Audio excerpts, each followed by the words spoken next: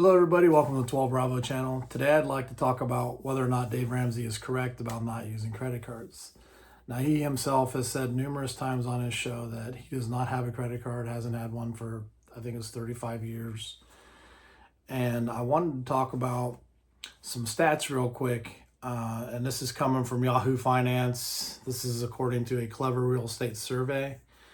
And the survey found that 3 in 5 Americans are in credit card debt. So about 61% of Americans are in credit card debt. And so the majority of Americans are carrying a balance on their credit card and paying an average of 24.56%. That's according to, I believe that's JD Power. Yeah, this is according to lendingtree.com. So the average is 24.56%. So that's a lot of interest to be paying. And so you're looking at, here's another one from Yahoo Finance. JD Power found that 51% of Americans can't pay off their entire balance each month. And so, you're talking about a lot of Americans are paying a high exorbitant amount of interest on their credit card balances. I myself personally, when I was younger, paid a lot of interest, running up that credit card and paying it off and running it up again and stuff. So I had to learn the hard way on paying off credit cards. And over the years, I did spend a lot of money on interest. So obviously the proper way to use them is to use them like cash and pay them off at the end of every month. And, it's a good policy to say if you don't have the cash for something, you can't afford it. That's kind of my policy these days. If I can't pay something for full in cash besides a car or a house, I'm not going to finance it on a credit card. So let's see what other stats we have here. The majority of wealthy people do use credit cards for their advantages. So the advantages are, number one, security. If you're going to a gas station to get gas, you don't have to worry about your credit card getting skimmed. Personal story for me, I had my credit card skimmed, or my debit card skimmed twice at a gas station when I was solely using my debit card and not using my credit cards, because I didn't feel like I was responsible enough at the time to use my credit cards and pay them off at the end of the month. So I went for a little bit just using my debit card on everything, and I got scammed twice, and one time they took out $3,000 out of my account, and it took the bank a couple days to get that money back in my account. And if you're counting on having that money to pay bills and everything else, a couple days can be a painful experience. So I think what it boils down to is the security of the credit cards, the guarantees that they have. Like some of them give you insurance on rental cars if you pay for it on the card itself. There's certain purchasing, protections, warranties that come with them. Just really depends on the card and its benefits. And going into benefits, you have cards with rewards on them. So like I've gotten a few different flights for free out of one of my travel credit cards. And actually I just went to New Mexico for my sister's wedding reception, and my wife and I were able to fly for free on Delta. So that was nice. And if you use them correctly, you can reap the benefits. You just don't want to be paying for those benefits and interest, right? And unfortunately, the people who do pay for credit card rewards are the poor and impoverished that have credit cards and can't pay them off every month. Not necessarily if you have a credit card balance doesn't mean you're poor, but you obviously are not paying off your balance at the end of every month. So you probably don't have that emergency fund or savings, to go ahead and reach into your pocket and pay those off, or else you wouldn't be paying, 25% interest. But unfortunately, it is the people that carry balances and pay all that interest that pay for credit card rewards. So looking into it, it all boils down to your relationship with money. Okay, so if you have a bad relationship with money, and you get a credit card, you're going to have a worse relationship with money because you're going to be paying interest.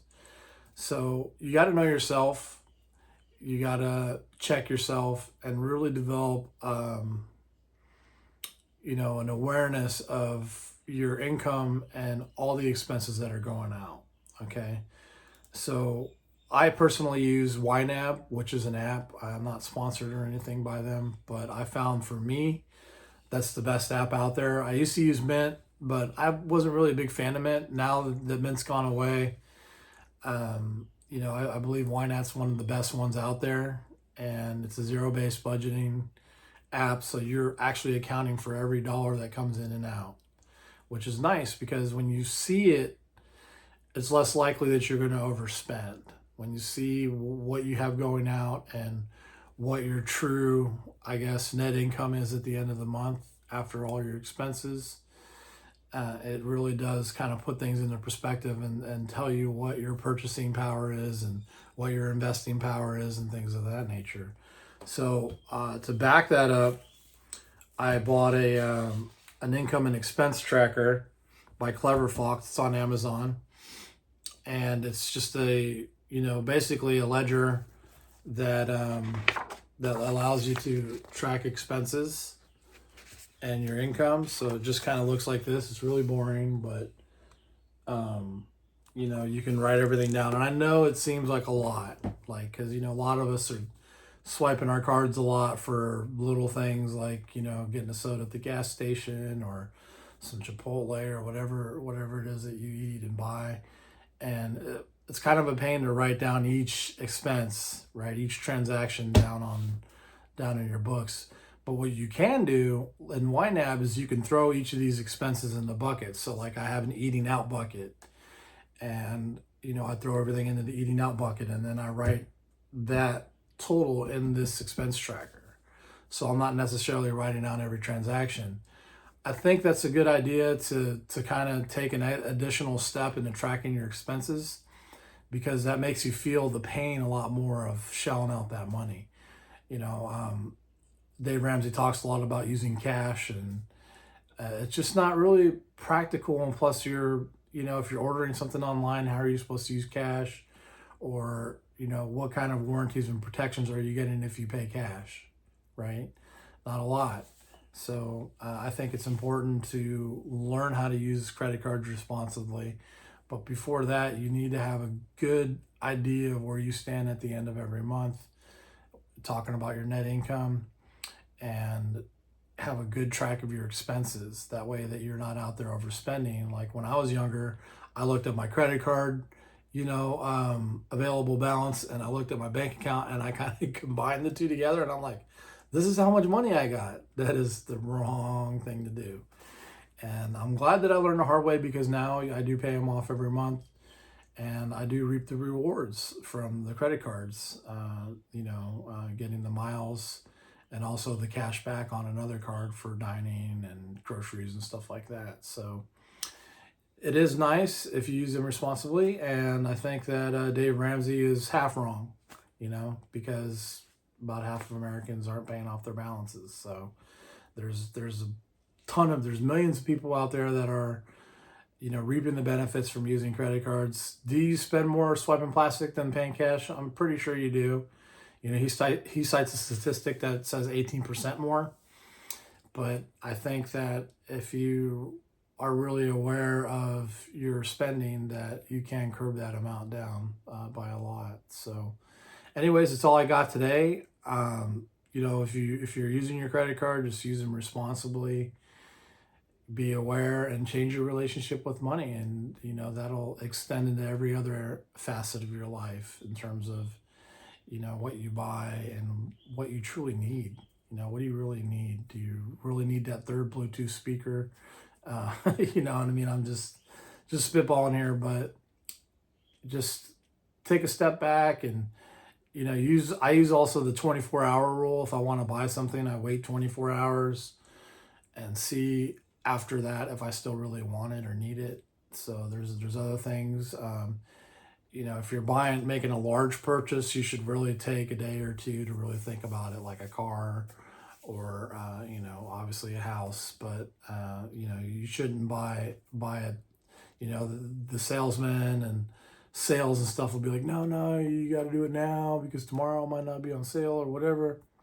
Don't fall for that. You're going to save a lot more money by skipping the sale and just really thinking about whether or not you truly want that item. So, well, thanks for watching. If you have any questions or comments, concerns, leave them in the section down below. I'll leave the link in the description for the income expense tracker, the Clever Fox. I think it's one of the best ones on Amazon. I don't recommend anything that I don't think is good. So thank you for watching. You guys stay safe and take care out there.